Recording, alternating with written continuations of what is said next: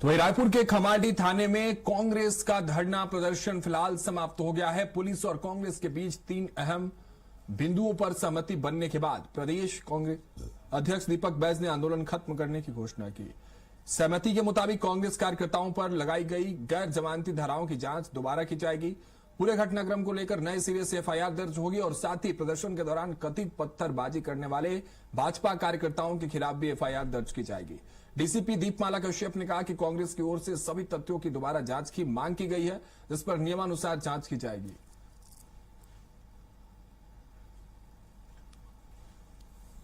कि जो एक तरफा कार्रवाई हुई हमारे ऊपर, जो नॉन बेलेबल धारा लगाया गया है, उन नॉन बेलेबल धाराओं पे पुनः विभाग परीक्षण करेगी और उसमें कहीं न कहीं हमारे कार्यकर्ताओं को राहत देने का उन्होंने आश्वासन दिया है, शिथिल करने का आश्वासन दिया है। इसलिए क्योंकि हमारे कार्यकर्ता पत्थर नहीं फेंके, हमला नहीं किए, इसलिए इस तरह की धाराओं का प्रावधान नहीं बनता है।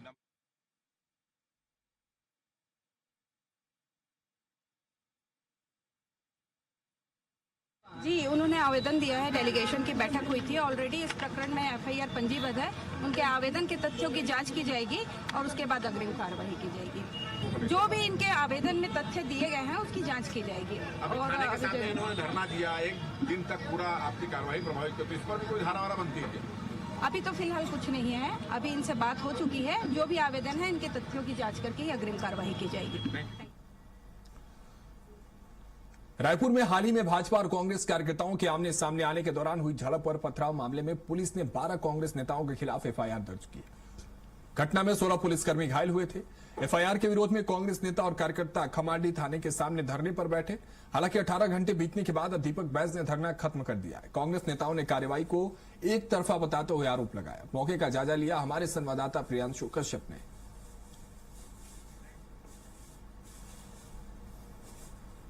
जिस दिन हम जहाँ घेराव करना उस दिन घेरे गया, पूरा प्रदेश का पुलिस बुला लीजिए, नहीं रोक पाओगे। लेकिन मैं नहीं करना है।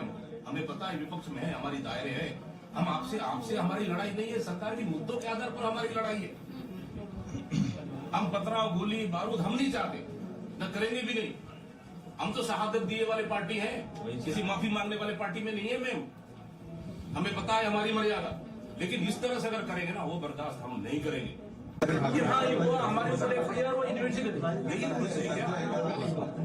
रूल्स यही है मैम, यही रूल्स है, नहीं है ना रूल्स? आप बताइए ना, आप करिए एफआईआर। बोल रहे हैं ना रूल्स नहीं है। मैं उदाहरण दिया ना सरस्वती नगर का, उदाहरण दिया ना मैं शिवनंदनपुर का। मतलब हमारे कांग्रेस कार्यकर्ताओं पर एडवांस में एफआईआर कर दो, उसके बाद जांच में डाल दो। यही रूल्स है क्या? मैं पूछ रहा हूँ। नहीं है, बोल रहे हम तो बेहतर दे रही है। बीजेपी के प्रदर्शन के दौरान राजीव भवन के सामने पुलिस पर पथराव को लेकर अब 12 कांग्रेसी नेताओं पर पुलिस के द्वारा एफआईआर दर्ज किया गया है।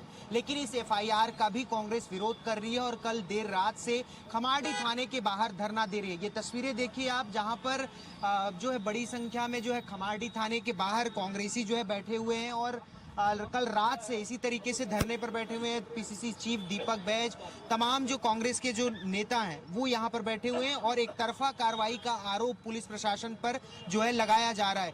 ये जो पूर्व विधायक है वो मौजूद हैं, जो जिला अध्यक्ष है वो भी बैठे हुए हैं। तमाम लोगों से बातचीत करेंगे।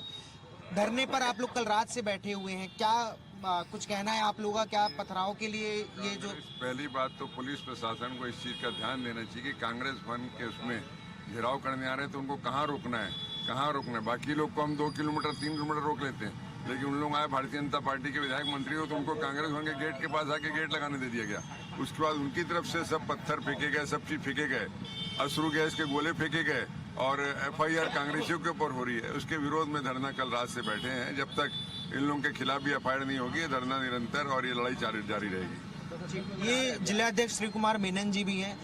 आप लोगों ने जिस तरीके से आरोप लगाया कि कार्रवाई एक तरफा हुई है, आगे क्या रणनीतियां हैं आप लोग की ओर? देखिए, हम लोग आज धरने में बैठे हैं थाने के, जिस थाने के अंदर में हमारे निर्दोष लोगों के ऊपर एफआईआर हुई है, उसी थाने के सामने धरना देकर हम शाम 5 बजे से बैठे हैं और लगातार अभी तक 16 घंटे हो चुके हैं बैठे हुए। ये तमाम ऐसी चीजें थी, लोग यातायात और बुजुर्ग लोग परेशान थे, हॉस्पिटल है, हॉस्पिटल के अंदर से मरीज बाहर नहीं आ पा रहे थे, अंदर नहीं जा पा रहे थे। ऐसी परिस्थितियां क्रिएट करने वाले, सिचुएशन बनाने वाले मंत्रियों के ऊपर, विधायकों के ऊपर एफआईआर होना चाहिए, हमारी मांग है। देखिए, कांग्रेस जिस तरीके से बड़ी संख्या में यहाँ पर अब बैठे हुए हैं और कांग्रेसियों का कहना है कि ये जो अनशन है ये अनवरत जारी रहेगा जब तक जो कार्रवाई की गई है उसे वापस नहीं लिया जाएगा। अब ये देखने वाली बात होगी कि कांग्रेसियों का जो धरना है वो कब खत्म होगा। पीसीसी चीफ दीपक बैज भी कुछ देर में यहाँ पर पहुंचने वाले हैं, तो ये लड़ाई काफी बड़ी भी होती हुई नजर आ रही है। कैमरा पर्सन महावीर के साथ प्रियांशु कश्यप, स्वराज एक्सप्रेस, रायपुर।